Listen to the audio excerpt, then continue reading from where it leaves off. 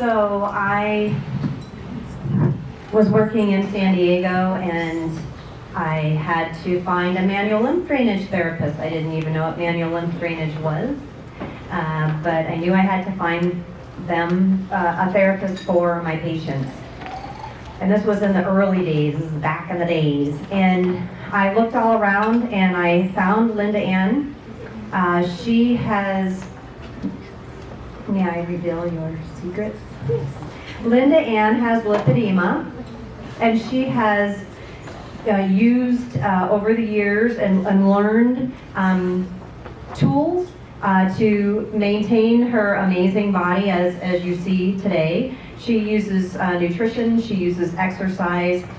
If you go to her, I had a patient who was moving and lived in the California area, was moving to Boston, and I said, no matter what you do, you need to go to Linda Ann just once. Just go to her once. And she will help you, she will guide you. She is a certified health coach. She will email you, she will pick you up when you fall off, put you back on the right path. She's an amazing manual lymph drainage therapist. She's an amazing human being. She's one of the most passionate people. I know we've used that word a lot, but she is extremely passionate about lipedema and lymphedema, but mostly lipedema. That is her passion. And when we talk about lipedema, it's terrible. We get each other so excited we're practically screaming on the phone. So I'm going to let her bestow her knowledge of nutrition for lipedema on you right now. Really an honor to be here with you all. And what happened to me when I was younger, I was in my late teens and I kept on putting on weight and I kept on losing weight and kept on putting on weight, and it was just horrible. And then I think I almost became anorexic because I was trying so hard to lose weight.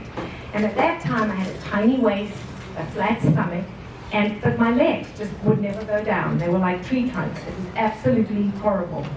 So I started on this starving and over-exercising and running and jogging, and I found that didn't work at all. And then pretty soon I decided I needed to start focusing to see maybe what I ate would be affecting me. The first thing that I found were carbohydrates. When I ate bread and I had pasta, I would put on 5 pounds, just like in 2-3 days. And so I cut that out. And slowly, over the years, I started cutting out different things and finding that it was really working. So everything that I do with my patients, and that I'm going to talk about with you now, is what I have done. And so I was able to stay from stage 1 and not progress. Well, I didn't even know that I had lipedema. And then I was in Austria with Hildegard Wittlinger, my teacher, in 1992, graduating as a lymphedema therapist. And she said, "Oh, you have lipedema." And I said, "I do?" And she said, "Yes." Because even though we were students and we'd learned about lipedema, there wasn't really much information, and I just couldn't believe this.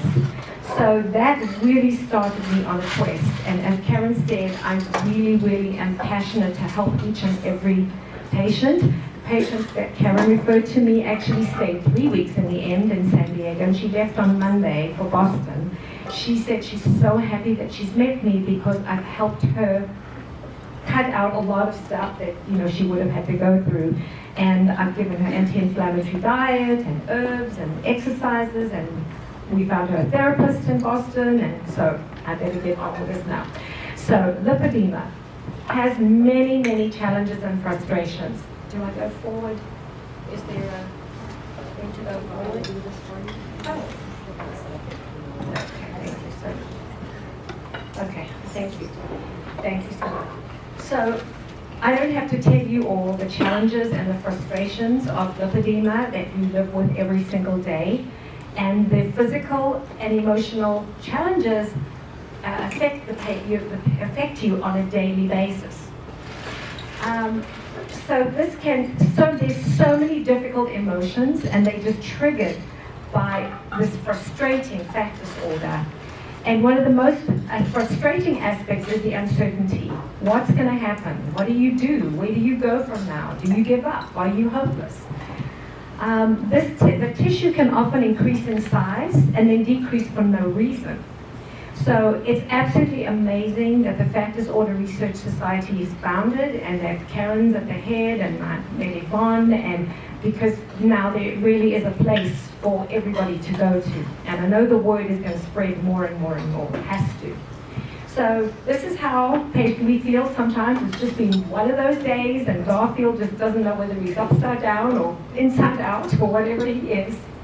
Thank you. And so for the treatment, we therapists train to do something called complex decongestive therapy for lymphedema. So that is remedial exercises, manual lymph drainage, skin care, and we do this four-pronged approach to care. But for lipedema, actually for all lymphedema as well, but for lipedema in particular, we have to not only treat physically, but we have to help with emotional support.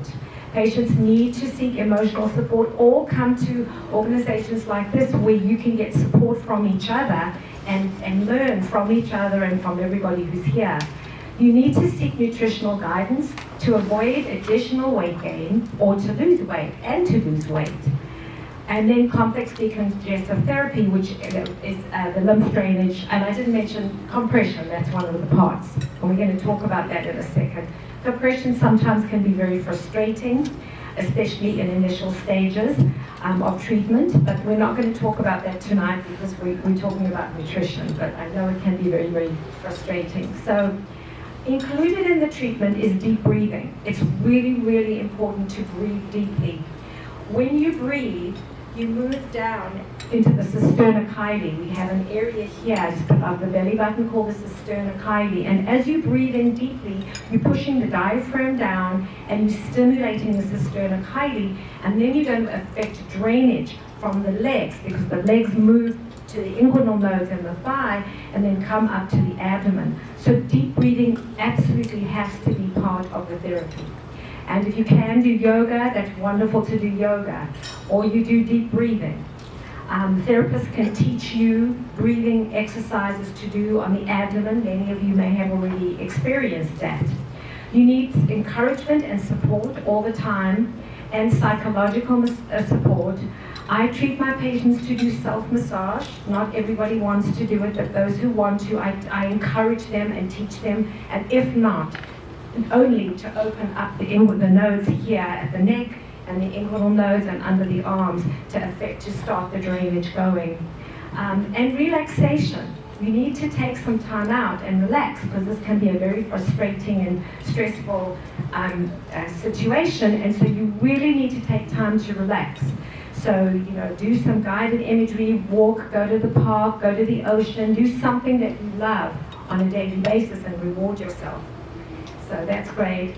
And the challenges are that severe dieting, as I did when I was younger, and starving can lead to an even bigger discrepancy between the trunk and the extremities.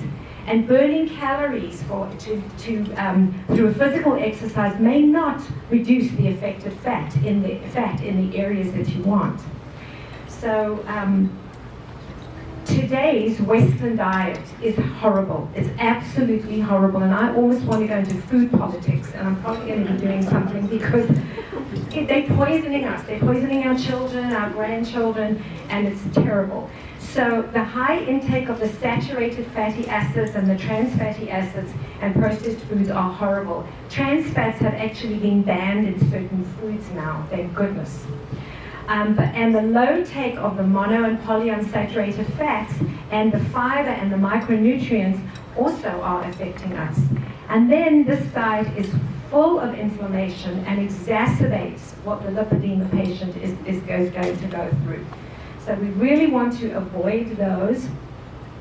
The inflammation can be aggravated by diets high in refined, hydrogenated vegetable oils, fatty meats, and high dairy. This meal here was superb. Of course, how's it going to be anything else?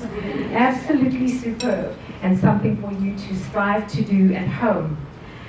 What I do, people come up to me and say, how can you live like that? How can you eat that way? Don't you want to have this? Don't you want to have that? And my answer is, I could do that anytime I want. Nobody's stopping me. But I choose not to because I choose to do what I want to do to keep myself in shape. And I am 3 pant sizes smaller now than I was 25 years ago, because I just kept with the program and kept with it. Doesn't go fast, but you just keep with it all the time. So margarine and potato chips and the high sugar cause inflammation.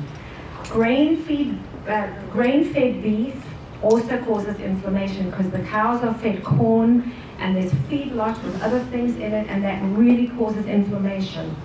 Processed meat, refined grain products, eggs, French fries, high-fat dairy products. Actually, shouldn't have put eggs there because eggs are actually really good for you. I don't know where they got in there, but especially free-range eggs. I like to get eggs from hens that I know run around all the time and eat worms and eat all the things. They're really good for you. And then the sweets and the desserts. So these should have a big X across there. And carbohydrates do provide glucose, they provide energy and glucose, but the high glycemic carbohydrates actually spike insulin in the body. And when you have too much of it, that gets stored in the liver as fat, and it also causes inflammation. So we really want to have the low glycemic carbs like quinoa, brown rice, and have nuts and beans and legumes that can actually help to reduce inflammation. The foods that I just showed you, it's like a fire. It's like you're on fire and then you're putting fuel to this fire to carry it on. And we want to rather have foods that quench the fire and just calm the body and help with that inflammation. So the typical Western diet contains 16 to 30 times more omega-3 fats than omega-6. And that's because of all the meat and the processed foods and the oils. And when you eat in restaurants, definitely fast foods and a lot of restaurants, you're getting a lot of the safflower oil and the corn oil. And so we have too much omega-6 fatty acid. So the proportion is all out. Sodium is eaten in the form of sodium chloride from processed foods. So we're all told don't eat salt, we can get high blood pressure, it causes inflammation and it's bad. But that's table salt. Table salt is sodium chloride. But if you have Celtic salt and put just a little pinch in your food, that has all the minerals in it, and it's not going to affect you the same way as table salt, which is sodium chloride. Fortunately, when you eat at restaurants, it's sodium chloride. So there are many, many little things that you can do just to help yourself. The Himalayan or the Celtic. Yeah, thank you. Himalayan or Celtic. This is something that was in Time magazine, and we know that inflammation is the source of so many illnesses today. Diabetes, heart problems. We really need to quench that inflammation. And it causes all of these diseases here. So it's crazy. Inflammation can be aggravated again by the high omega-3 fatty acids, foods cooked at high temperatures, fried foods, and so we have a big no to that. They trans fats in a lot of the cakes and things. Hopefully now they're taking them all out. And you know that in Europe, a lot of the foods that are allowed here are not allowed. GMO is not allowed in Europe. And actually, McDonald's Chicken McNuggets in England has 30% less sodium than the Chicken McNuggets in the United States because people started rebelling, and then the FDA put pressure, and then they changed it. So we could do that too. That's why I've got to go to food politics. So corn, safflower, cottonseed, and sunflower oils all promote inflammation, and there's oxidation and free radicals, and that also causes inflammation. That's why we say to have antioxidants, vitamin E, ginkgo biloba, coenzyme Q10, bioflavonoids, all the herbs that are antioxidants. Okay? And so those are the trans fats which are in the baked goods and margarine, and they increase the body's inflammation. So I think I've spoken enough about those horrible foods. So you want to rethink your drink. How much sugar is in the drinks that you have? You'd be surprised. You can see there the amount of sugar in a Mountain Dew. Why would we want to pollute our bodies with that? It's not good. So, right. And in health news, everything you thought was good for you is now bad, right? We were told one thing for 20 years, and the food pyramid, the USDA food pyramid was like that, and at the bottom, what did we have? Carbohydrates. And it was all mixed in, the refined carbohydrates and the complex carbohydrates, and the fats and oils were way at the top. But now we've been told that's wrong. And it was wrong, what we were doing to ourselves. We really want to modify those carbohydrates and have more fat, because the fat is important. Fat does not make you fat. Carbohydrates and sugar are what make you fat.